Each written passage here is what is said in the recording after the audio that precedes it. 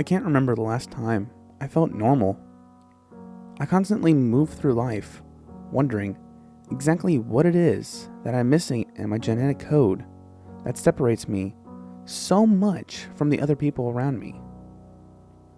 I continue to live my life and be myself, but sometimes that just isn't enough for me. My desire for normality drives me crazy. Sometimes I just want to die, end it all, commit suicide, but I can't bring myself to do it. So I just wallow in my sadness and carry out the banality of my life.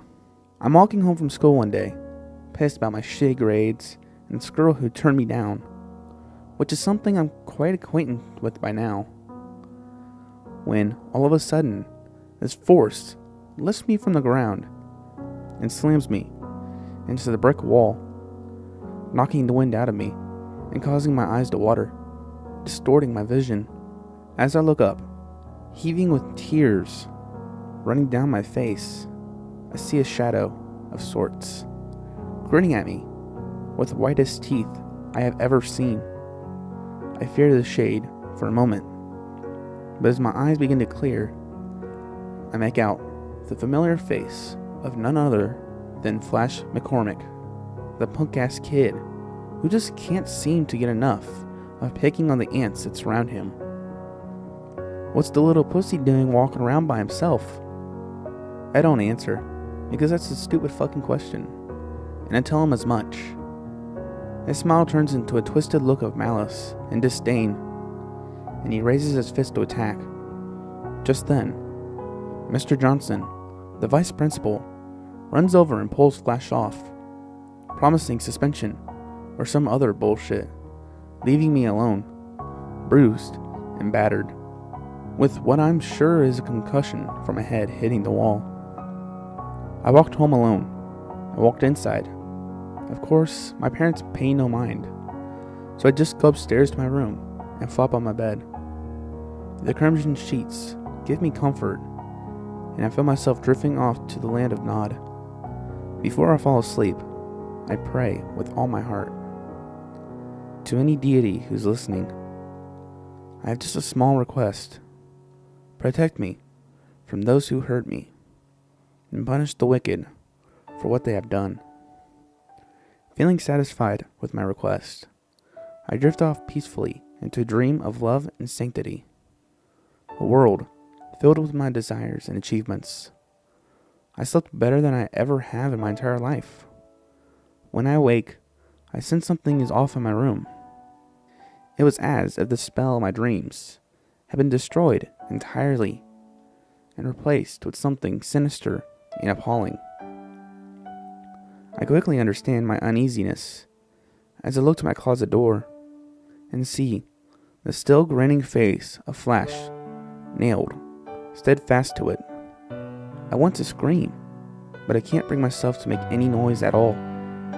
Slowly, my look of surprise turns into a smile, one that I do not control.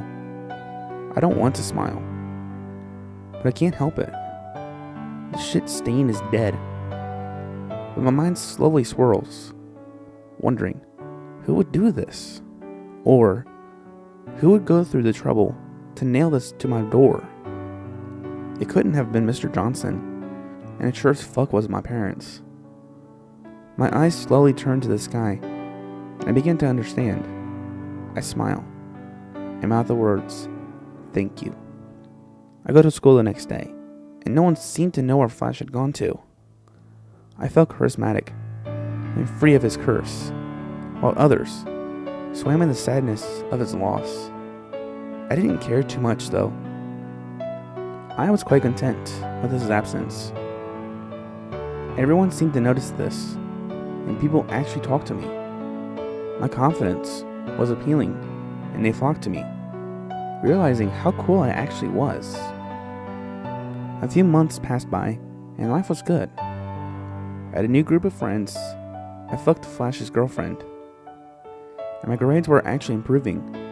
I was happy for once in my life. One day, I was sitting in the cafeteria when I saw this kid sitting by himself, He kept looking at me, and it was really starting to piss me off. I walked over and sat down next to him. "Hey, why don't you take a fucking picture? It'll last longer." He looked timidly at me and expressed his desire to be just like me, to actually have friends, to just be happy. I laughed in his face. Before tossing his food on the floor, I walked away laughing as my friends joined me and laughed with me about the fag whose food I just tossed. As I left school that day, I felt bad for what I had done and the torment I caused that kid. I didn't even know his name, so I couldn't call and apologize. And I couldn't find him in the crowd leaving the school. So, I was just going to have to apologize tomorrow. That night, Derek Glover went home in sorrow, having been bullied by the kid he wanted to be. In his sorrows, he sat for what felt like hours, until he felt himself drifting off. Right before he fell asleep, he prayed, "To any deity who's listening, I have just a small request.